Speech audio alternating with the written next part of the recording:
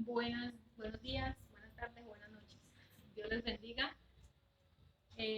Vamos a estudiar hoy el Apocalipsis capítulo 1, la parte B, o sea, desde el 19 en adelante. Y para eso vamos a utilizar la ayuda de la nueva versión internacional, perdón, la versión dramatizada del libro de Apocalipsis, versión 1960. Biblia narrada y dramatizada. Y los que oyen las palabras de esta profecía y guardan las cosas en ella escritas, porque el tiempo está cerca. El Apocalipsis de San Juan. Apocalipsis 1. La revelación de Jesucristo, que Dios le dio para manifestar a sus siervos las cosas que deben suceder pronto. La declaró enviándola por medio de su ángel a su siervo Juan, el cual ha dado testimonio de la palabra de Dios, del testimonio de Jesucristo y de todas las cosas que ha visto. Bienaventurado el que lee, y los que oyen las palabras de esta profecía, y guardan las cosas en ella escritas, porque el tiempo está cerca. Juan, a las 7 iglesias que están en Asia, gracia y paz a vosotros de parte del que es, y que era, y que ha de venir, de los 7 espíritus que están delante de su trono, y de Jesucristo, el testigo fiel, el primogénito de los muertos, y el soberano de los reyes de la tierra, al que nos ama, nos ha lavado de nuestros pecados con su sangre, y nos hizo reyes y sacerdotes para Dios, su Padre. A él sea gloria e imperio por los siglos de los siglos. Amén. He aquí que viene con las nubes. Todo ojo le verá, y los que le traspasaron, y todos los linajes de la tierra, se lamentarán por causa de él. Sí. Amén. Yo soy el Alfa y la Omega, principio y fin, dice el Señor, el que es, y que era, y que ha de venir, el Todopoderoso. Yo, Juan, vuestro hermano y compañero en la tribulación, en el reino y en la perseverancia de Jesucristo, estaba en la isla llamada Patmos, por causa de la palabra de Dios y del testimonio de Jesucristo. Estando yo en el Espíritu en el día del Señor, oí detrás de mí una gran voz, como de trompeta, que decía: Yo soy el Alfa y la Omega, el primero y el último. Escribe en un libro lo que ves, y envíalo a las 7 iglesias que están en Asia: a Éfeso, Esmirna, Pérgamo, Tiatira, Sardis, Filadelfia y Laodicea. Me volví para ver la voz que hablaba conmigo, y vuelto, vi 7 candeleros de oro, y en medio de los 7 candeleros, a uno semejante al Hijo del Hombre, vestido de una ropa que llegaba hasta los pies, y tenía el pecho ceñido con un cinto de oro.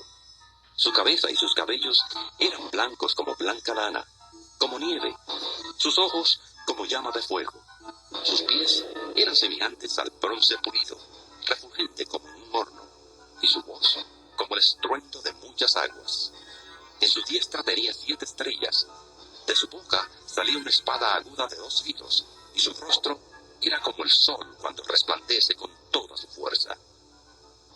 Cuando le vi, caí a sus pies como muerto, y él puso su diestra sobre mí, diciéndome: No temas, yo soy el primero y el último, el que vive.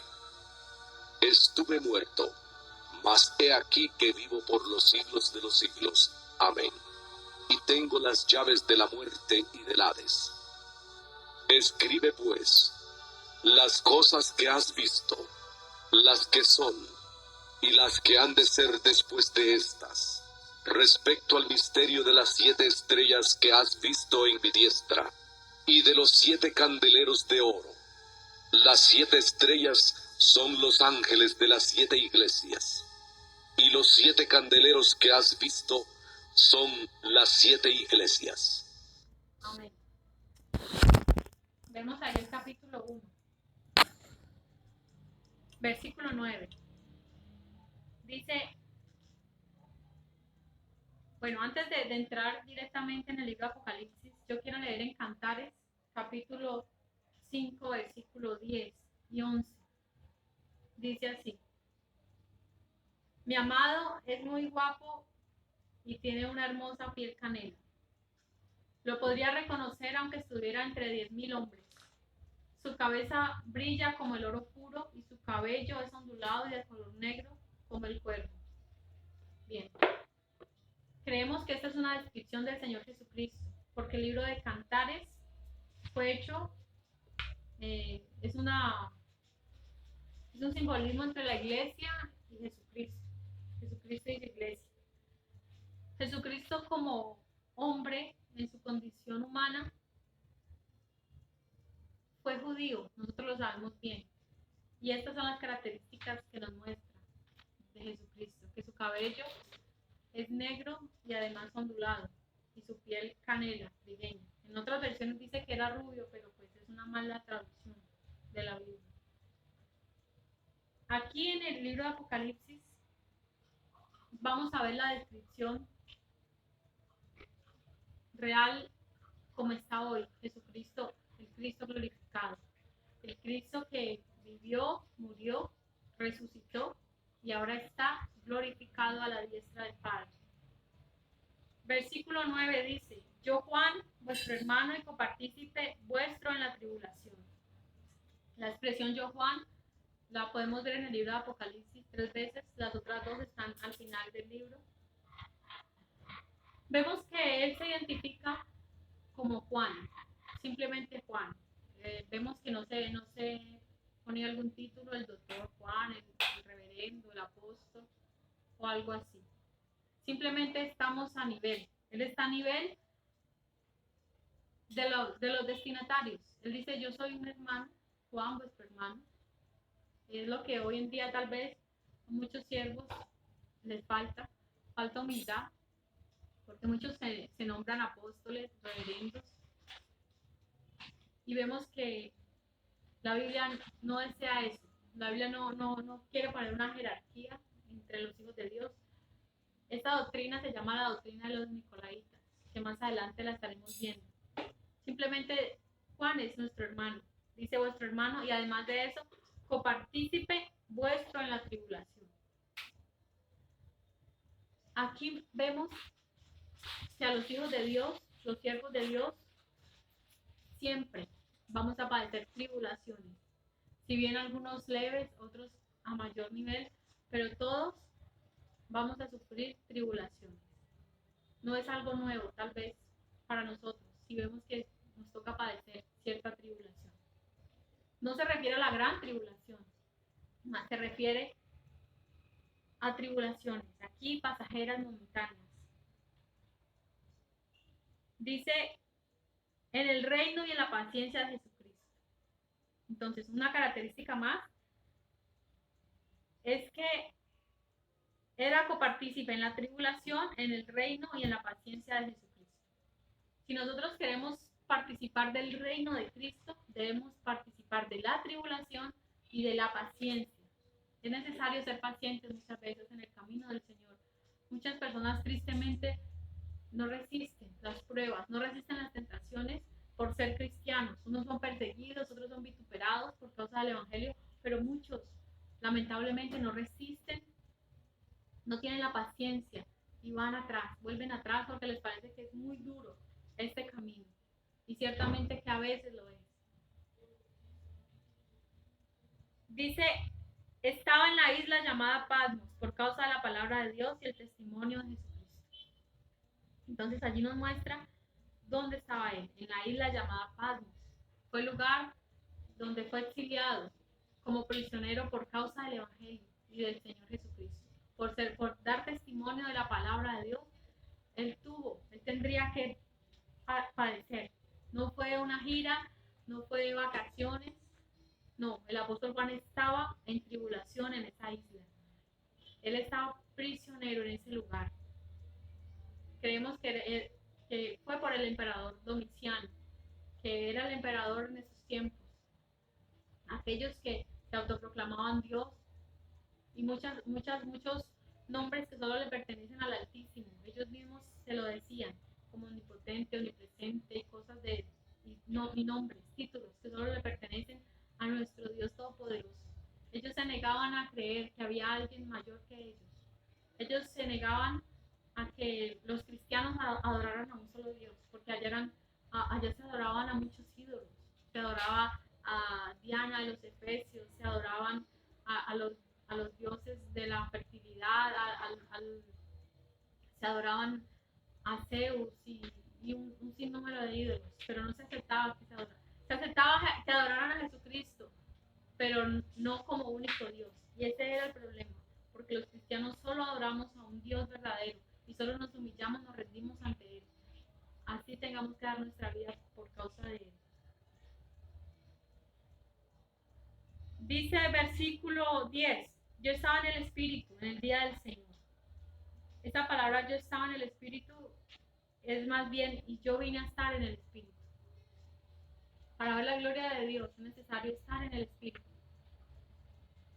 Un éxtasis o un arrobamiento espiritual. Como los profetas de antes, los profetas del Señor, eso tenían un éxtasis para poder ver las cosas que Dios les permitiría ver, para viajar de un lado a otro. Espiritualmente era necesario no estar en la carne, sino estar en el Espíritu. Entonces dice, en el día del Señor. No creemos que se trate de un día de 24 horas, el día del domingo. Muchos piensan, bueno, puede ser el domingo, y acá incluso la Biblia dice el día del Señor, el día domingo. Pero nosotros personalmente no creemos que se trate del día de 24 horas, porque el día del Señor se refiere a un periodo de tiempo en el cual es la ira de Dios, en el cual es el sufrimiento de la humanidad, de los impíos, de los que no temen al Señor. De eso se trata el día del Señor, todo un periodo de tiempo. Aunque no descartamos que la primera visión, porque fueron varias visiones que tuvo el apóstol Juan, haya sido en un domingo. Dice, y oí detrás de mí una gran voz como de trompeta. Entonces él estaba en el día del Señor, escuchó una gran voz detrás de él. ¿Cuál es el significado de la trompeta? El significado de la trompeta es dos cosas. Uno, reunión, congregación. Cuando el pueblo de Israel escuchaba el sonido de la trompeta, era una convocatoria para reunirse, para estar juntos, para estar congregados. El otro significado de la trompeta es juicio. Entonces, trompeta, juicio. Dice, una voz de trompeta, o sea, una voz fuerte como el sonido del cuerno del carnero, o como el chofar, así, se escucha una voz fuerte. Dice que decía, yo soy el alfa y la omega, el primero y el último. Entonces, allí nos está hablando que el alfa y la omega, el alfa y la omega, quiere decir la primera y la última letra del alfabeto griego. Este es el alfa y la omega, es decir, abarca todo lo que se puede escribir. Todas las palabras que están abarcadas allí. Y Jesucristo nos dice que Él es el alfa y la omega, el primero y el último. Esto nos habla de la gloria de Dios. En el Salmo 92 nos dice que Él es para siempre, que Él es por el siglo. Leámoslo, Salmo 92. Voy a buscarlo. Nos habla de la eternidad de Dios. Con nuestra mente finita no podemos entender eso. Nuestra mente es muy limitada y no podemos alcanzar a entender la eternidad de Dios. Simplemente tratar de hacerlo. 92. Dice, antes que naciesen los montes y formases la tierra y el mundo, desde el siglo y hasta el siglo, tú eres Dios. Eso es lo que está diciendo el Señor Jesús aquí, que desde el siglo hasta el siglo, desde la eternidad pasada hasta la eternidad futura, Él es Dios.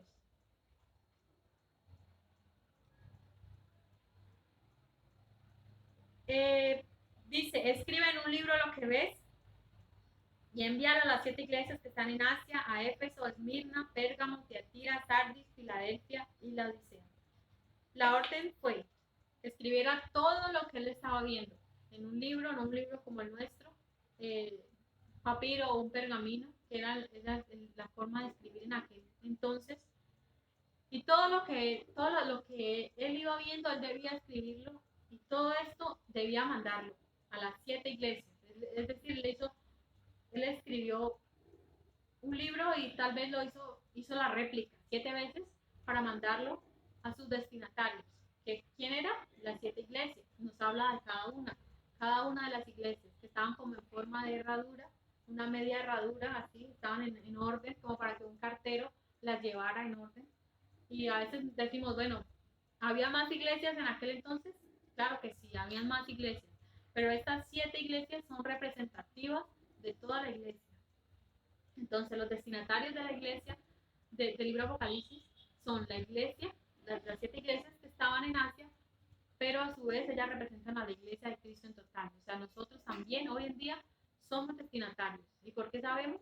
Porque la Biblia dice, el que tenga oído, oiga lo que el Espíritu dice a las iglesias. Versículo 12. Y me volví para ver la voz que hablaba conmigo. O sea, suena como extraño, ¿no? Me volví para ver la voz, pero ahí se refiere que se volvió para ver la voz del que hablaba con él. O sea, él miró hacia atrás porque su voz era tan fuerte, tan potente, diciendo que él era el alfa, la omega, el principio, el último, pero Juan, tal vez su voz tan fuerte, con tanto estruendo, quiso mirar para poder ver a aquel que hablaba con él. Y dice, y vuelto, vi 7 candeleros de oro. Entonces, lo primero que él ve cuando mira atrás, vio a siete candeleros. Entonces, la función de los candeleros es dar luz, es alumbrar, es brillar. En el Antiguo Testamento, en el Éxodo, vemos que eran puestos un candelero de 7 brazos que ardía constantemente allí. Aquí, nosotros, para poder entender el libro de Apocalipsis, debemos entender toda la Biblia. Es bueno entenderla, porque en el libro de Éxodo nos habla de la historia del sumo sacerdote, de las funciones sacerdotales. Entonces, acá, en este tiempo, es aplicable toda la palabra.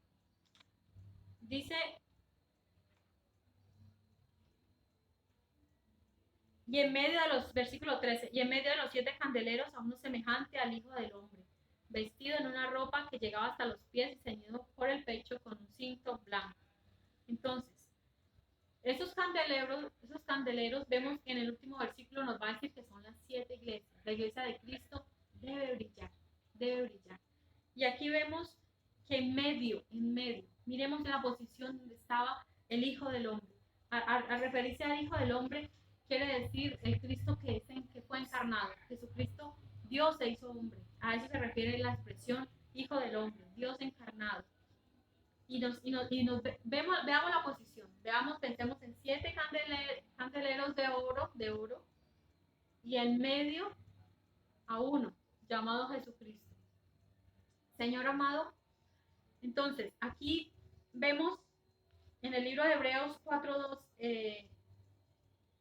en Mateo 18:20 nos dice que donde hay 2 o 3 reunidos en su nombre, Él está en medio de ellos. Entonces, vemos que a Jesucristo le gusta estar en medio de su iglesia, así sean 2, o sea, es necesario que hayan 2 personas para que haya una congregación, una iglesia, y Jesucristo es en medio de ellos. Nosotros debemos de tener respeto por la presencia de Dios, por la presencia del Señor Jesucristo, porque Él está en medio de su iglesia. Por eso cuando nos reunimos en su nombre, debemos siempre tener reverencia, respeto y saber que Él está en medio de nosotros, Él está en medio de su pueblo, Él quiere ser el centro, ¿no? En el centro de la iglesia. No está el predicador, no está el apóstol, no está el profeta, no está ni el grupo de alabanza, no hay ningún cantante como dando un show, un espectáculo, no. En el centro de su iglesia está Jesucristo, el redentor de la iglesia, el dueño de la iglesia. Por eso aquí nos habla de Jesucristo y su iglesia. Jesucristo y sus iglesias. Dice, vestido de una ropa que llegaba hasta los pies y ceñido por el pecho de un cinto blanco. Su vestidura era blanca, era grande. Tal vez eso no lo podemos entender como dice en el libro de Ezequiel, dice que las faldas llenaban el templo del Señor. Entonces, su vestidura es inmensamente grande, que cubre todo, que llena todo, de santidad. Y estaba ceñido con oro. El oro es el metal que es incorruptible, es el metal precioso. en Éxodo 28 podemos ver cómo debía ser las vestiduras del sumo sacerdote. Ahí nos lo muestra claramente. Y este Jesucristo es nuestro sumo sacerdote. ¿Y cuál es la labor del sumo sacerdote? ¿Cuál es el ministerio? Uno es la intercesión. Jesucristo es nuestro gran sumo sacerdote. Él intercede por nosotros. Otro es la intervención. Él interviene siempre en su pueblo. Y el otro ministerio es la inspección constante. Él está siempre vigilando la iglesia, él siempre está pendiente de su iglesia, él siempre la ve, él siempre la mira, él siempre tiene cuidado de su iglesia. Entonces esa es la misión. En el libro de Hebreos dice que él es nuestro gran sumo sacerdote, es su misión, es su obra. Y vemos que estaba ceñido con un cinto de oro. En el versículo 14 dice: su cabeza y sus cabellos eran blancos como blanca lana. Entonces ahí la primera característica que vemos es que sus cabellos eran blancos como blanca lana, como la nieve. No quiere decir vejez, no es símbolo de vejez, no. Ahí el cabello blanco es símbolo de eternidad, de sabiduría. Dios es eterno, Dios es sabio por siempre. Dice: sus ojos como llama de fuego. Allí podemos ver que sus ojos son penetrantes, una mirada clara. En el libro de Hebreos 4:13 nos habla acerca de la mirada del Señor.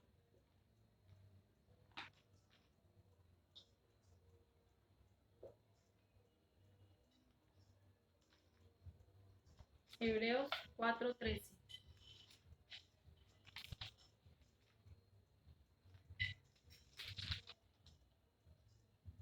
Dice: y no hay cosa creada que no sea manifiesta en su presencia. Antes bien, todas las cosas están desnudas y abiertas a los ojos de aquel a quien tenemos que dar cuenta. Esto simboliza que el Señor Jesús está mirando todo. Sus ojos como llama de fuego. No hay nada que se oculte ante Él. Podemos ocultar a otras personas cosas que hacemos tal vez, pero ante Dios todo está desnudo. No hay nada que se pueda esconder. Eso quiere decir su mirada como llama de fuego, una mirada penetrante, como con rayos X, una mirada del cual nadie se le puede escapar. Podemos hacer una comparación entre el judío, el humano, que tal vez sus ojos lloraban acá, mientras estuvo en la tierra, lloraban al orar, al clamar, por dolor, por muchas cosas, al saber de la muerte de Lázaro. Lloró, dice Jesús lloró, y en muchas otras ocasiones Jesús lloró, porque él fue humano, él sufrió, pero aquí vemos su mirada muy diferente, vemos sus ojos muy diferentes, ya sus ojos no lloran, sus ojos su mirada es de juicio, mirando lo malo que el ser humano hace. Bien, versículo 15 dice: y sus pies semejantes al bronce bruñido, refulgente como en un horno. Ahí vemos que es de juicio. El bronce bruñido habla de juicio. Dice que el Señor aplastará a sus enemigos y que todos sus enemigos están por estrado de sus pies. En el libro de Isaías nos dice: cuán hermosos son sobre los montes los pies del que anuncia buenas nuevas de salvación. Habla de los pies del Señor Jesús, que son hermosos, los pies que anduvieron por Galilea, por otras regiones, predicando, compartiendo. Dice: son hermosos los pies. Pero aquí vemos el contraste entre sus pies ahora de juicio, para juzgarlo, con un metal. El bronce es un metal que ilumina bastante, y de esa manera vemos que ahora son sus pies de esa manera, para destruir, para aplastar. La Biblia dice: el Señor aplastará en breve a Satanás. Dice: y su voz como estruendo de muchas aguas. Imaginemos una gran catarata o el mar embravecido, golpeando contra las rocas. Así es la voz del Señor, como el estruendo de muchas aguas, que tal vez nos produce miedo, nos produce terror escuchar tal sonido, o el sonido de una gran tormenta, o de relámpagos, estruendo de aguas, como un río cuando está desbordado, que lleva todo su paso, así y más fuerte. Dice: como el estruendo de muchas aguas. Así es la voz del Señor. La voz de Dios no es una voz de él. Cuando Jesús predicaba, también su voz era fuerte para ser escuchado por mucha gente. Jesús habló fuerte, pero aún más fuerte es ahora. Dice, versículo 16, tenía en su diestra 7 estrellas y de su boca salía una espada aguda de 2 filos. Nos habla de la diestra es la mano derecha, la mano de la autoridad, la mano del poder. Y nos dice, nos habla de que su boca salió una espada. No se refiere a una espada física, se refiere a la palabra de Dios, a la espada del Espíritu, que es la palabra de Dios. El Señor destruyó, venció a Satanás con el poder de su palabra. Así, el Señor lo dice que Él venció de esa manera. La palabra de Dios es viva y es eficaz y más cortante que toda espada de 2 filos. Y quiere 2 filos para salvar al que acepta la palabra y para condenar al que la rechaza. Esa es la palabra de Dios. Dios es amor, pero Dios también es fuego consumidor. Dice, nos habla de su rostro. Dice, y su rostro era como el sol cuando resplandece en su fuerza. En el libro de Malaquías, en el último capítulo, nos habla que nacerá el sol de justicia.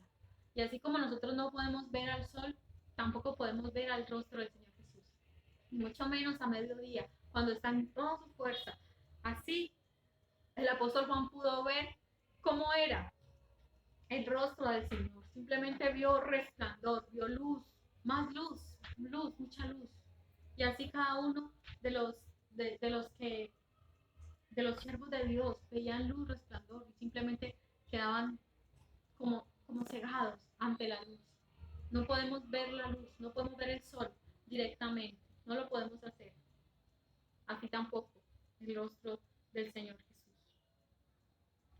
Versículo 17.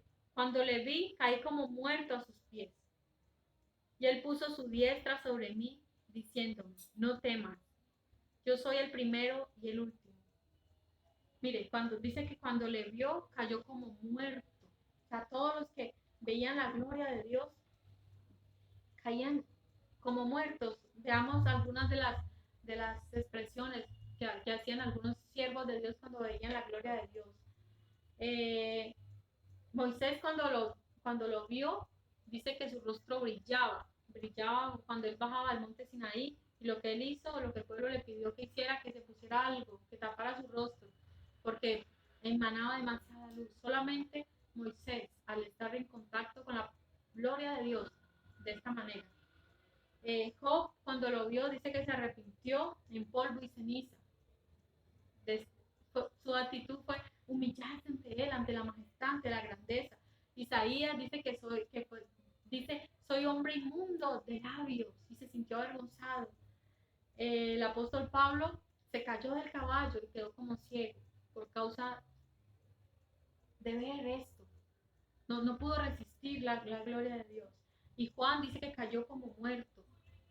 Pensemos en Juan, el apóstol que había visto a Jesús en su sufrimiento, en su dolor, en su muerte, lo vio de esta manera y ahora lo ve glorificado, lo ve en esa apariencia que es difícil. Yo creo que al apóstol Juan le costó mucho trabajo tratar de describir lo que él vio, porque era muy grande para ojos humanos. Es muy grande tratar de describir la gloria de Dios, la presencia de Dios, la presencia del Señor Jesucristo. Este discípulo amado, este discípulo que conocía a Jesús como hombre, como amigo, y ahora lo ve glorificado, lo único que hace es postrarse, rendirse, humillarse ante su presencia. Pero vemos que él le puso la diestra, su mano sobre él, y le dijo, no temas. Pero ese mismo Dios grande y majestuoso le dijo, no temas, y le da unas razones por las cuales él no debe temer. Dice, no temas, yo soy el primero y el último, y el que vivo y estuve muerto, mas he aquí vivo por los siglos de los siglos. Primero le dice, no temas porque yo existo desde ahora por siempre. Él es el gran yo soy, y por eso es una buena razón para no tener miedo. Dice, no temas porque estuve muerto, pero ahora vivo. La muerte para nosotros los seres humanos es una humillación. Sí, por causa del pecado morimos. Jesucristo, no teniendo pecado, murió por nosotros. Es decir, se humilló hasta la muerte. Y Jesús reconoce allí que estuvo muerto, es decir, fue humillado. Como hombre fue humillado. Al morir recibió la humillación. Pero dice, estuve muerto, pero vivo. Es el único capaz de resucitar por sí mismo, por el Espíritu de Dios, y estar vivo hoy, estar glorificado. Por eso Él vive para siempre. Dice, estuve muerto, pero ve aquí que vivo por los siglos de los siglos. Amén. Y tengo las llaves de la muerte y el Hades.